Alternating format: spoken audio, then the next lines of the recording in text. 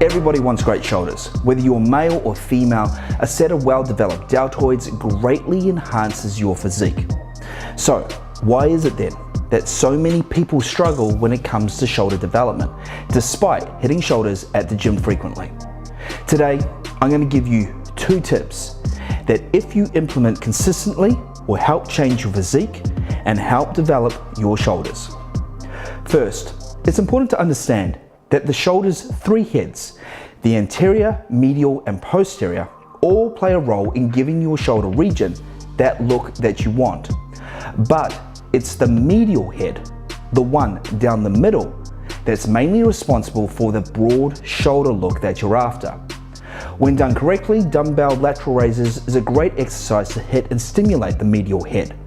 Now, with that in mind, realize that the principle of whatever muscle is on top is the muscle doing the work comes into critical play here.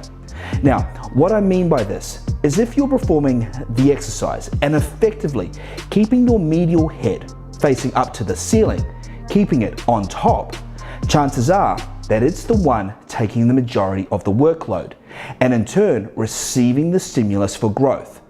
Sounds straightforward, right? But what so many people don't realize is that either right from the start of the set or as they fatigue through the set, they end up dropping their elbows.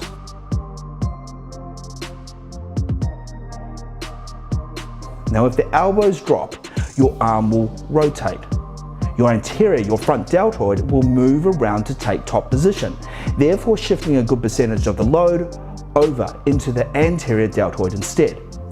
Keep your elbows high and pay attention in the mirror. Be sure you don't let the stronger front deltoids take over the lift. Next, understand that what muscle group engages first will take the biggest percentage of the lift. And if you're performing this exercise correctly, the only point of movement is at the shoulder joint. The medial deltoid head is the first point to fire and contract, but so many lead this exercise with the stronger, more dominant traps. So many people start this exercise with a shrug to get the weight moving, followed then by shoulder abduction.